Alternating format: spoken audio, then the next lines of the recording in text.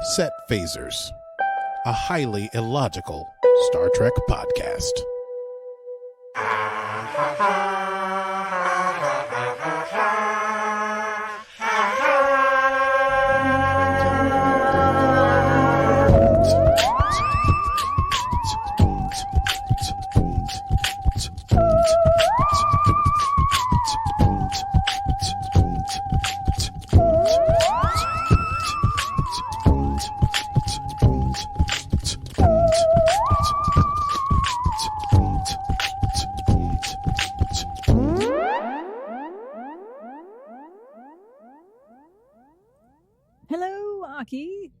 Oh, hello, Stevie.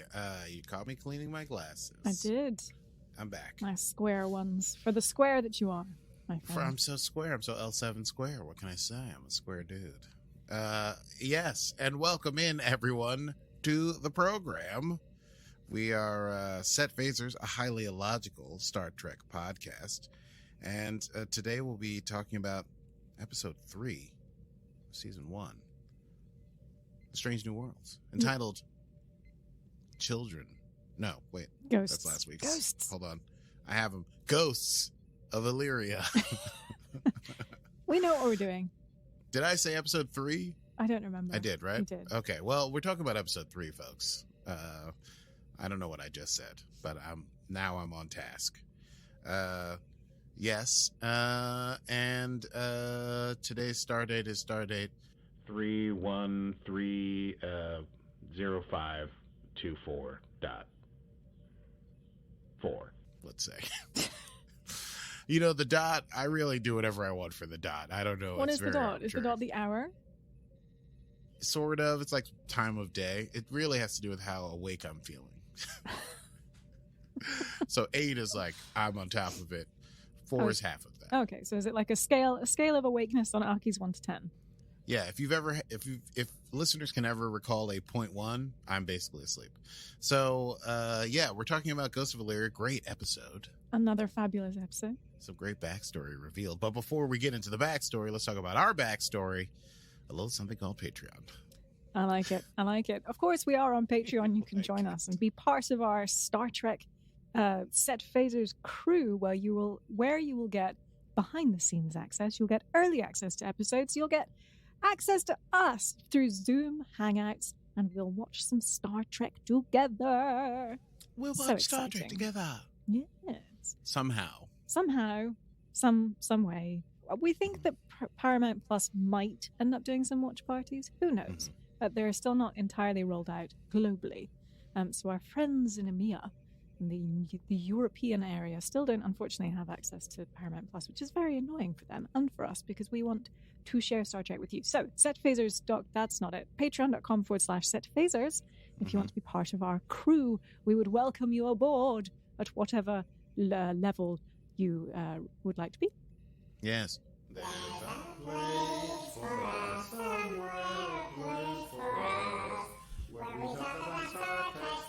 Okay. That's enough Sondheim, I guess. From Sondheim to Star Trek, the Set Phaser story. Why don't we run down this episode? Ghosts? From Sondheim to Roddenberry. From Sondheim to Roddenberry. Ooh, that's pretty good. That sounds like a blog I might have to start. Let's run down this episode while I think about that. It's time to run it down. Can you run it down for me? What just happened? Can you run it down for me? Oh, hell yeah. Well, get ready. Hold on to your butts, dear listener, because this is a real doozy of an episode. First of all, Stardate 1224.3. No biggie. They're at this planet called Hedimit 9. It's an abandoned Illyrian colony. Now, the Illyrians are a race of species that they're sort of devoted to genetic engineering. And so because genetic engineering is completely outlawed by the Federation, they've never been allowed to be part of the Federation. But here's an abandoned colony of one of their settlements. And so, the Federation is curious to know what happened to the Illyrians on this planet. So there's a standing mission to discover what happened to them, but they have limited time on this particular planet because there are ion storms that sweep across the face of the planet periodically. And so we catch up to the crew, the landing party of the Enterprise. Pike and Una are looking at the storm. Pike wishes there was more time to explore, but it's time to go. They can't quite get in contact with the ship where they are, so they have to go out to this like particular like beaming up place. But there's some members of the crew who are also out of contact in the complex, and so Pike tells number one, "Hey, you get the rest of the crew up there. I'll chase down the stragglers." We get one view of a cat named Ensign Lance, and he opens a cupboard, and there's something moving in the cupboard, perhaps little ghost lights of some sort. But then Pike's like, "Hey, Lance, time to go," and so he splits. Chief Kyle's having a little bit of trouble locking onto the landing party because of the storm. And so he needs some extra power from Hemmer, who is a genius, and makes it clear throughout. And so Hemmer's like, "I'll get you some extra power." There's a little bit of a weird brownout in the ship as this happens, but it's enough to get the team up. However, Spock and Pike are left on the surface. Spock is down in the like library area, we guess, of this complex, and he says he's found some journals that may be relevant to the community that was here. And Pike is trying to hurry them to the rendezvous point. However, they cannot get a beam. They can't get a lock because the storm is too close, and so they're going to have to find shelter until the ion storm passes. Number one is a bit out of sorts, but is in charge of the ship. I made a note here to mention everyone has cool leather jackets when they're in the landing party, and I want one. She's running the ship. Yeah. I thought that too. I was like, they just get cooler as the Star Trek franchises continue. Yeah, I was like, whoa, leather jackets. They're like, "Oh, put on your away team clothes." Like, oh shit, what are we, a sweet biker gang? Yeah. So number one's in charge of the ship. Ortega's walking down the hall and sees Ensign Lance, the one we saw with the weird ghostly lights in the cupboard. And he's kind of like stripping down naked in the middle of the hallway, looking into one of these EPS conduits that's really light up. I assume it's a conduit. And he's saying it's too dark and then he needs to feel the light on his skin. And Ortega's like, "Okay, whatever, float your boat, man, but maybe you want to do that back in your room." And then as she walks past, he slams his head through the EPS conduit to get closer to the source of light, the like electronic thing in the inside. And so Ortega restrains him, calls security. Number one is going through a similar thing in her quarters alone. As she moves close to a light near her, she's like, "Oh boy, I really want to get close to this light." And she asks the computer to turn the illumination up 25% and rips her shirt in ecstasy. Starts to glow all red and crazy. And then when she comes out of it, she's like, "Ooh, holy moly." Calls down to Dr. M'Benga and asks about the landing party. And he says, "Oh, that's funny that you ask, because several of them are acting very odd." And he's like, "How are you feeling? Are you experiencing any symptoms?" And she's like, "No, I'm good. I'm cool. Great. He's like, "Well, why don't you come down to sickbay just in case?" So number one goes down to sickbay. We find out that there's basically the landing party has got some kind of weird thing going on. The only thing that will calm these people down who are like in a sort of like agitated state is having light poured onto their systems. And they will hurt themselves to get it if they don't. Once again, M'Benga asks if number one has exhibited any symptoms, and she lies, perhaps, and says that she is. Is it a bald or a bold-faced lie? I think it's a bald-faced lie. I think it's bald-faced lie. Bald, your face, not even hiding behind a mustache and beard. Your bald face would dare to lie to me. I don't know where that comes from. Something to Google some other time. So M'Benga has figured out sort of what the situation is. There's no viral or bacterial things coming up on the scans, but there's a huge drop in their vitamin D, a word that I wrote down later that he uses that I will try to pronounce later in the program as a joke. Number one's vitamin D things are normal, but M'Benga takes a sample of her blood just in case. Number one goes to speak to Hemmer. Hemmer says it's impossible that anything happened during we have biofilters. There's no way this has got to be some other thing. It's not having anything to do with it. And Una's like, "Oh, really? What about all the extra power you pulled that caused a brownout on the ship? Could that have screwed with the biofilters?" And Hemmer's like, "Fine, I'll run a level 5 diagnostic ship-wide. It's going to take all night, though." Pike finally manages to radio in. He's been unable to connect with the Enterprise because of the ion storm, and he's down in the library with Spock, still unable to come back. But they can't keep the signal up, so he knows that people are sick, but he doesn't know what the status of things are. Una, number one. I'm going to use these names interchangeably for number one. Sometimes it feels good to be like, hey, number one does this thing, and other times I want to say Una Chin Riley goes to do a thing. So anyway, number one goes into the ready room. Is it Pike's ready room that she's in when she's researching Illyrian stuff? I think that's where she goes. I don't recall.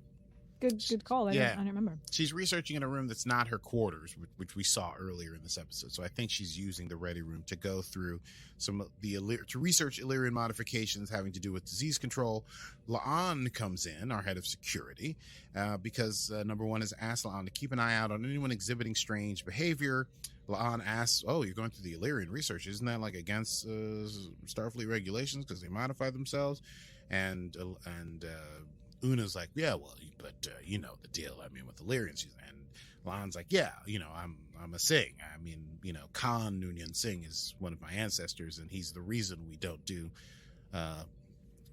allow genetic, manipulation." And that she was called names as a kid because she was an ancestor of Khan, or what do you call the opposite of an ancestor? Procestor? No, that can't be right. Descendant? Descendant is much better of Khan than processor. Yeah. Maybe this should have been a .1. As they're talking about this, La'an exhibits the beginnings of this unconscious light, what I call light hunger, as she moves close to a light and she starts to get close to it, but she wasn't on the landing party. So what's the deal? So number one has to call doctor. We got to get La'an. We got to put her under. We find out that she shared an elevator with Ensign Lance, but they can't figure out how this disease is being passed because it's not viral or bacterial. And the doc suggests, hey, we got to do a lockdown until we figure this thing out. Number one's like, let's do it. Puts a lockdown on the ship. The lights go out. On the planet, meanwhile, Spock and Pike are still down in that library. Spock is reading through the file, which is on a weird tube, and Pike is pacing because he wants to be up where the action is, and he's down there stuck. And Spock sees that this was a group of Illyrians who wanted to join the Federation, and so we're trying to reverse their genetic modification so they could be part of the Federation. But Spock is only halfway through the records when they look out through a window and see entities flying on the wind, gold and ionic, humanoid, floaty, bright, Dementor-style things that sing and wail in the storm. Are they people? Who knows? Meanwhile, back on the ship, Uhura wakes up in darkness. She's super hot. She's sweaty. She's like, what's going on? She opens up her bunk to see that her bunkmates have created like a hollow sun and are standing around it like complete weirdos in their underwear. She turns it off. They turn around to her like, why did you do that? We need the light. And she's like, okay, you guys are sick. So they go to the sick bay. Hammer's still doing his, level 5 diagnostic. He comes in to check the emergency medical transporter. And Banga is curiously against this. Very, very agitated when Hammer goes to check on the transporter. As Hammer is working on it, the lights go out, and Hammer's like, that's weird. That shouldn't have happened just because I was running this diagnostic. And Banga's like, you're just making things worse. And Hammer's like, okay, point taken. I'm out of here. And as he leaves, we see that Banga had turned the lights off and on of his own accord. Behind his back, a little sleight of hand, a little prestidigitation, a little legerdemain. S'il vous plaît.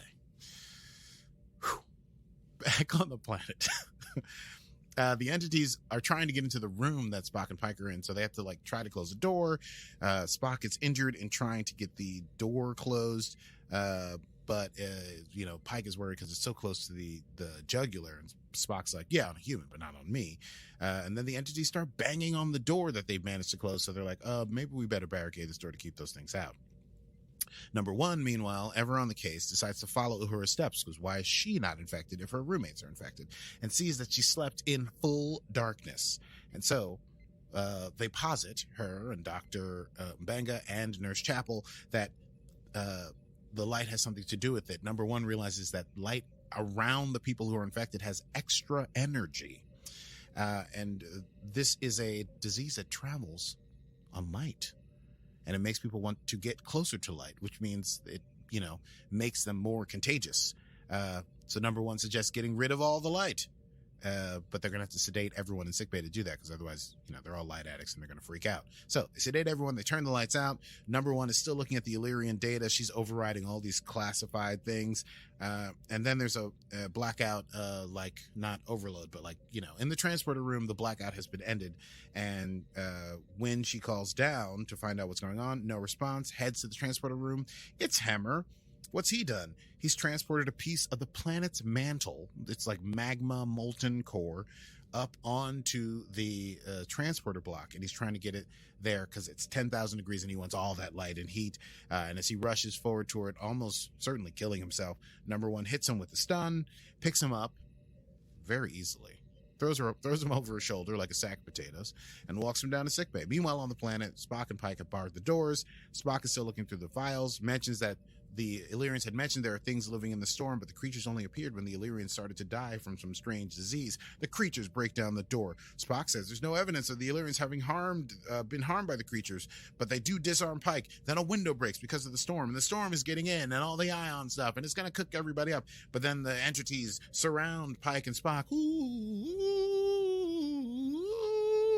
At first restraining them, but then they realize perhaps shielding them from the ion storm. The storm clears, and the entities depart. Meanwhile, Una brings in Hemmer. Chapel wonders how she's carrying him. She's like, never mind, sedate this cat. Doc says he'll have to be next. His cholecalciferol levels are falling. And so it will be just the doctor and the nurse. Number one asks about her blood sample. She admits that she was already sick, that her immune system did what it did because it was already bioengineered to save her. She reveals Una Chin Riley, number one, is an Illyrian. Bum, bum, bum. Well, that's a big thing. What do you call those? Drop surprise? A drop? Drop? Big drop? Twist? Twist. That's a twist. Ah, that's a twist. Twist? Yes. She's an Illyrian, so of course she got sick, and then when she did that weird thing with the light, her body was just like, cool, let me just burn up this weird disease in you, because you've been genetically modified to keep diseases out of you.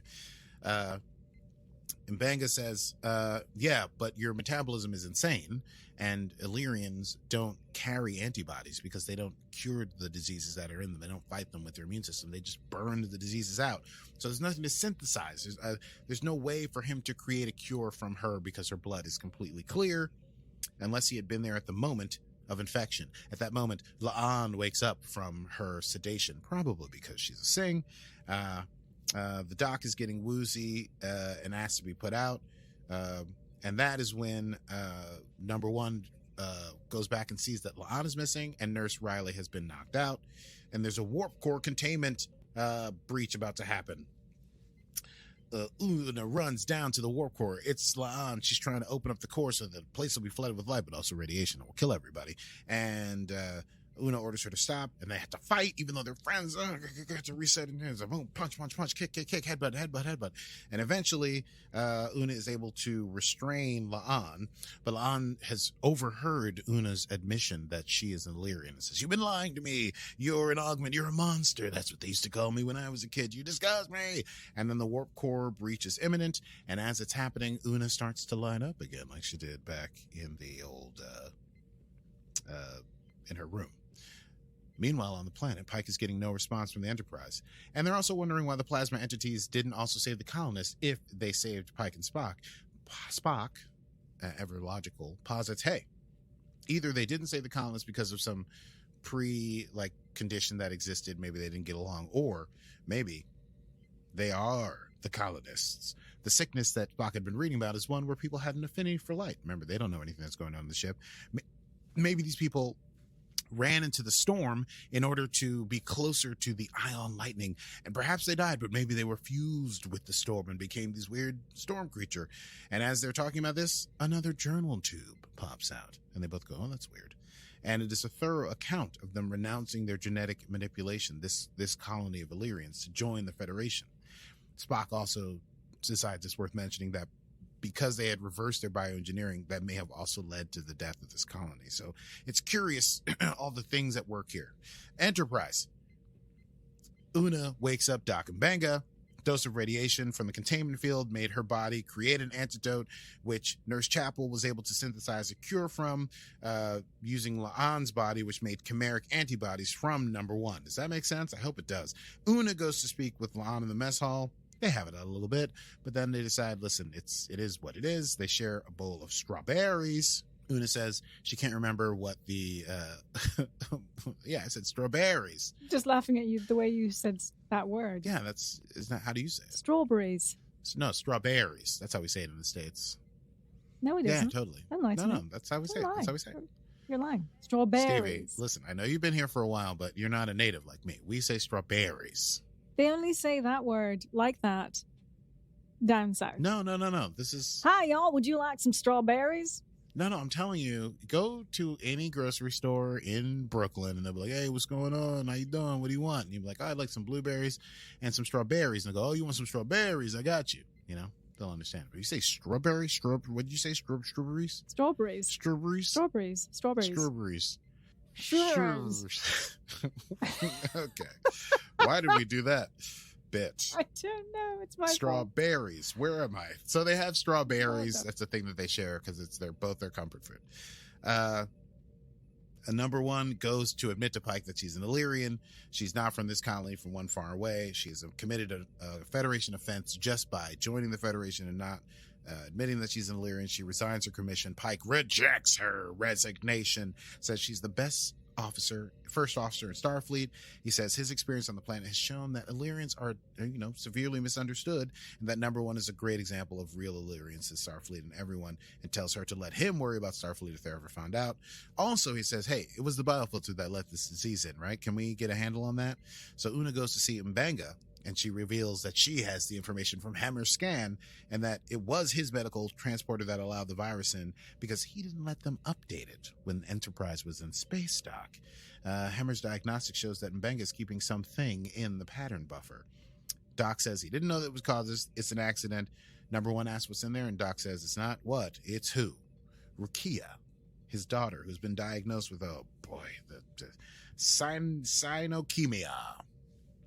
Diagnosed with cyanokemia a year ago, 12-week prognosis. And M'Benga thought he could find a cure, couldn't figure it out, so he's been keeping her in the pattern buffer of the emergency medical transporter. And people can stay in there forever. All they have to do is be reconstituted every once in a while.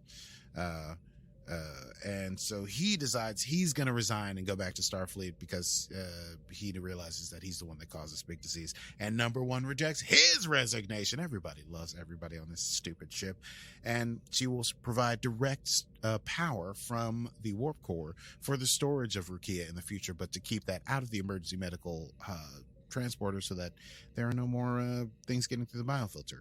And in the end, number one makes a personal log, and M'Benga reconstitutes his daughter and reads her a bedtime story. And number one talks about how she was just praised by the captain, and she's still part of the crew. She always wanted to be part of Starfleet, but she still feels terrible. She wonders, what if she hadn't saved everyone's lives? What if she wasn't one of the, quote, good ones? And she wonders when it will be enough to just be an Illyrian. And then she deletes that log entry. And here ended episode 3 of season 1 Star Trek Strange New Worlds. Why don't we chat about that? Yay! I say, darling, let's do a quick chat about that. Yes, let's do. I mean, I really only have one thing to say. There's tons to chat about. We knew that the Noonien Singh thing was a thing for La'an, but that number one is an Illyrian is a bomb drop. I need a bomb FX. I don't have that. For when we drop bombs. Which is the thing we do. Or plot twists. Or plot twists. Yeah. I don't know. It makes sense because she's so amazing. But, picking up people with one hand, carrying Hammer. Like, just running into sickbay and throwing them down on the thing. But it is an interesting development. I mean, basically, she has a huge secret. Now, and I guess also Dr. M'Benga has a huge... Everyone's got these huge secrets. Pike is going to die in 10 years. I mean, Spock's got a sister that doesn't exist anymore. It's crazy. Feels like they're almost setting it up for... It's all going to come out at some point. Yeah. It has to. Yeah. There's an Illyrian on the crew. Pike is destined for death. There's a bioengineered security person, who's a descendant of Noonien Singh. And Benga's daughter, Rukia, has to be healed. Is it all going to be tied together? It's like Illyrian and Noonien Singh. And to heal the Sino-Chemia, go into the future, hence the radiation, but talk to Michael. I don't know. That would be a weird crossover. Very strange crossover. I have a lot of thoughts about it. Anyway, crazy stuff. Your thoughts? Very crazy stuff. Classic Trek, I think, in terms of, an alien virus taking over the ship. Yes. An away team gets stuck. We love a bit of that. There was a lot of like classic Trek stuff going on. And I think it is shaping up as a series so far to be one of the favorite series that's come out of the Star Trek franchise in recent years. Dare I say, even including TNG. I don't know. I am impressed. It's going to be my favorite, I think, forever. But for new fans, it's really becoming huge. It's excellent to have the episodic nature of the show because it means people don't have to be tuned in. I mean, listen, I'm tinfoil time guy, so I love Picard and Discovery because you're like, wait, they mentioned a person in episode 1 and now in episode 13 that person is a connection to the thing with the thing and the thing happens and Lorca's gonna come back, I said it. I'll keep saying it. I'll take that to my grave. Lorca's coming back. This is cool because you just tune in and you're like, I wonder what adventure will happen this week, and you kind of get quickly get to see people are in and out. I do miss no, it's fine. I think you have to watch a whole season to see where everyone really is at. I feel like in Discovery and Picard, you really get a lot of each character, what they're going through. And in this, Hemmer, we get a little bit of how he's a pompous genius. We get a little bit of La'an's backstory. We kind of focus on one character at a time, but it's great. It's great. Mm-hmm. No, that's fair. And I think with Picard, we'd already had one season of backstory. And then with season 2, we were able to just really delve into some stuff. Right. It's interesting. I'm 3 episodes in. I'm not quite ready to say it's going to be more beloved or better than TNG. It's like that seems like I agree with you. Yeah. But I think they're saying that Discovery certainly didn't pull in a lot of new non-Trek fans. Right. And I think this is pulling in some previously non-Trek fans. Right. Well, we'll see. We'll see how that lasts. I often listen. I know this is hot take because a lot of people are mad about Discovery and Picard, which is silly to me. And this is my opinion. But if you're liking Strange New Worlds and you're kind of ooh, because Discovery sucks, you got to understand that the only reason we have Strange New Worlds is because Discovery was such a hit with Trekkies. And that's the house that Discovery built because Paramount Plus was nothing. Until it had this exclusive Star Trek content that people loved. So, whatever to that. I'm glad that there's as much Star Trek as possible. All the Star Treks. Happy. Me too. Happy. I want there to be, and I don't know if this is coming,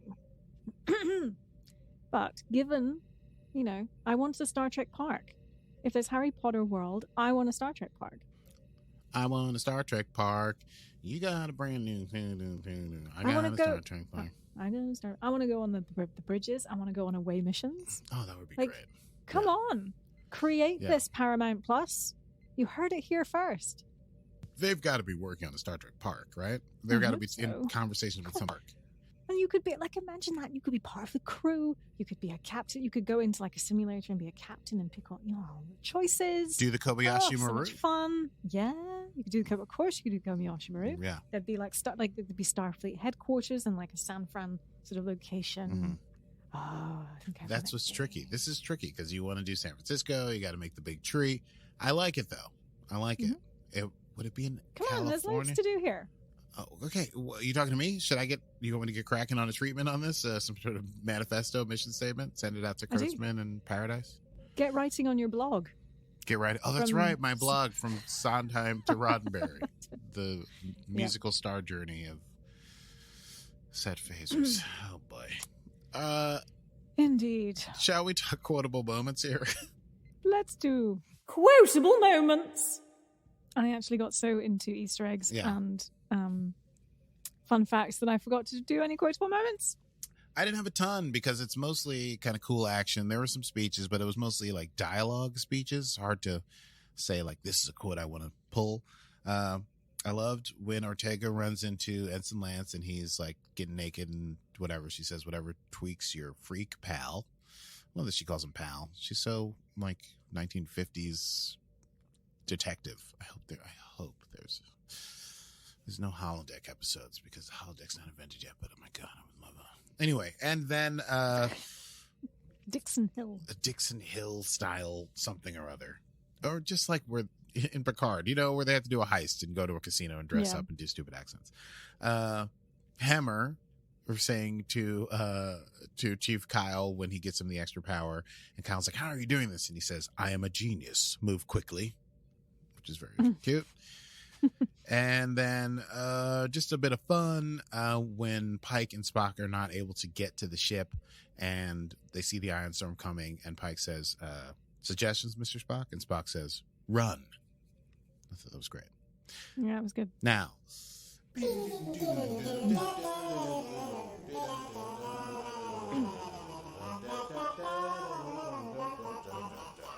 welcome, ladies and gentlemen, to Set Phaser's desk. We go directly to the Easter egg desk with Steve. What's happening? To the Easter egg desk with Stevie Mann. Stevie, how you doing today? Well, hi there, Aki. Hi there. Happy to be here. Happy to be here. Well, I am here, as you know, on the set of Strange New Worlds. And I was about to say Lower Decks. Yes, There. so many We're on the sets. set of Strange New Worlds. That's where we are. And one day we will be in Star Trek World for sure. That's because right. Paramount Plus needs to go I've back. already started it. Yes. Indeed. So lots and lots of Easter eggs in here, of course, as you would expect from a classic Trek episode. But we have, of course, the classic alien virus that is sweeping the ship, taking over crewmates and crew members in its wake. Anyway, so that's all good fun. So I'll start with a couple of short ones. So we have that one, obviously, just Totes. Yes, overall theme. Trek We trope. like that. Trek trope. Trek trope. We had a ripped shirt. Number one's ripped shirt is totally back to normal in the next scene when she goes on to into the sickbay. A Kirk reference, although I think she could have changed her shirt before going to sickbay, which would make sense because she was lying about 100% she changed her shirt. So Yeah. yes, but I think the whole thing Yes. with the Kirk thing Yes, is just yes. from one scene to the other. It's 100. absolutely fine. Yes. Uhura's lower deck style bunk. I thought that was quite fun. Mm-hmm. Mm-hmm. And did Her enjoy and that. her bunkmates naked around the sun is very lower decksy. Very lower deck. Some kind of weird cold open that lower decks would do. Yeah. Absolutely. We, of course, had a person in the pattern buffer, a Mhm. nice little throwback to Redix and TNG, in which Scotty stored himself in the pattern buffer, for over 70 years. Mhm. So I'm not sure. I can't remember if that was entirely by accident or not. But, no, it was on purpose, and Yeah. he thought he would get caught, get found. And didn't we? That was a recent watch along we did. Is that not true, or did I I think just so, watch that by yeah. myself? Maybe, I can't recall. Oh boy. No, I think we did watch I that. think that was a 'cause watch There was along. something, Yeah. it was a watch along. Anyway. We did that. Join us, patreon.com/set phasers. Eugenics Wars. We get another reference to the Eugenics Wars. Una says, thanks to the Eugenics Wars, I bet you know all about that period in history. And La'an responds, you don't grow up with a bioengineered mass murderer as your ancestor and not develop a thick skin. Indeed. So we know that this is going to be probably more of a plot development. La'an and the augments, we skip ahead a bit to La'an and number one's fight later. La'an furiously tells number one, as we discussed, that the children teased her and called her an augment when she was younger. This is a retroactive designation for the genetically engineered supermen, of which Khan was a member. And the term augment, you'll love this, comes from the Enterprise story 3-episode arc, I should say, which includes Borderland, Cold, Station 12, and the Augments. Mwah, mwah, So, mwah, mwah, mwah, mwah. mwah, mwah. Brent Spiner showing up, trying to inject a little action into the Enterprise. Loved it. Loved it. I love a bit of Brent Spiner, a little bit of Brent. And of course, lastly, we now know that number one is Illyrian. This obviously was established in the episode. But did you know it has been a thing in Trek books since 1988? Trek authors have been writing this into storylines since 1998 for quite in several books, actually. But it is now officially canon. Wild. love that. You know what? The weird thing is that, I love Star Trek. I love reading fantasy and sci-fi novels. I've never really read any Star Trek novels. I don't know that I can go down. There's too many of them, and I don't want to be buried under my own weight in paperback books. I probably would become insufferable. Anyway, that's super cool. Good to know. Yes. There you go. Do you want to do me a... no, I do have a fun fact. Should we come out of Easter eggs and go into fun facts? Yes, let's do it. Let's do, as we say. Well, Aki, that's all from the Easter egg desk here in the Strange New Worlds set. It's back to you in the studio. What strange new Easter eggs we've found. Now, moving on to our next segment, Fun Facts.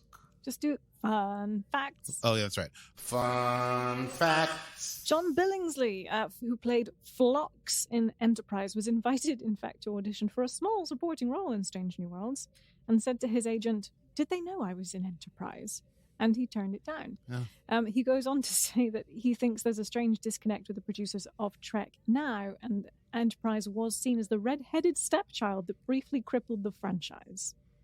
Well, which I find interesting because they are referencing Enterprise episodes as canon quite often, so it's not like it's sort of forgotten. I think maybe he just doesn't know what's going on with Trek. He's probably living as he's not. I don't know if he's a huge Trek fan or whatever. He may not know that it's Star Trek Renaissance is happening, and people may love a flux. Maybe he also doesn't want to put all the makeup on, which I would understand. Do you have one bit of news? Yes. Should we go into news? Into news! News from around the galaxy.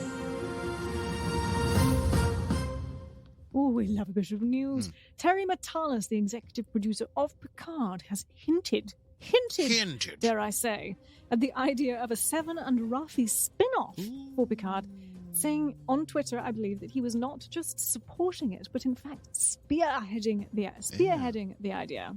So maybe this spin-off notion could eventually lead to something.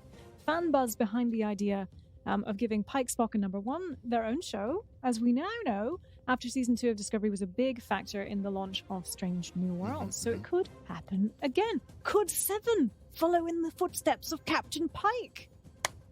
To be seen. Oh, I see. Yes, I was like, what? What? Yeah. To be determined. To have their own show. TBD. Yes. Their own show. And he also confirmed that the trailer for season 3 was Picard penning a letter to none other than Geordie LaForge. Geordie LaForge? Ah oui. Geordie LaForge. Mon ami Geordie LaForge, comment ça va? Anyway, that is the end of the news.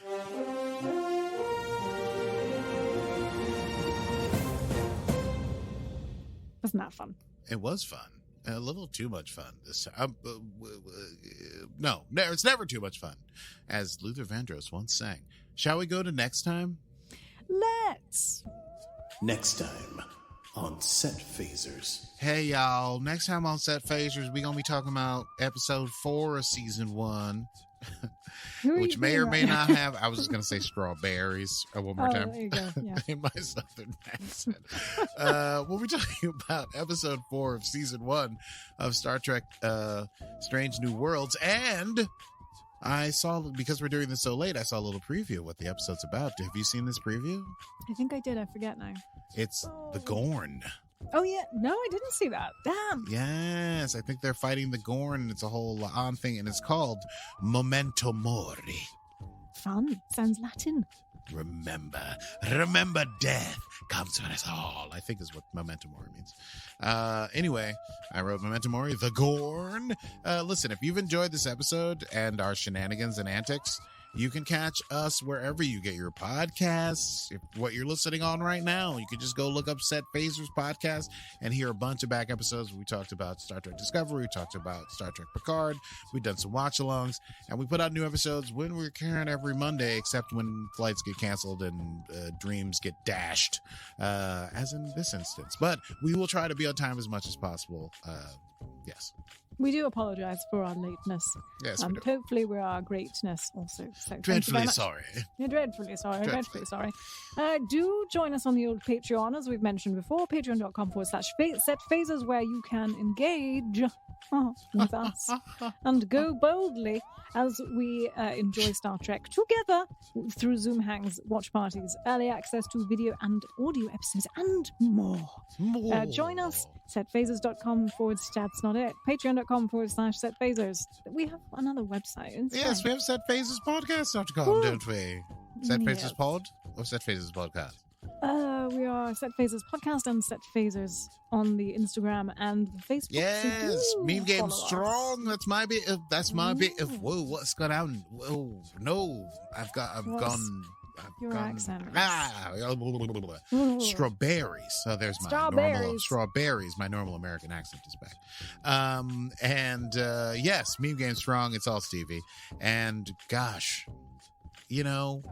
get in there, folks.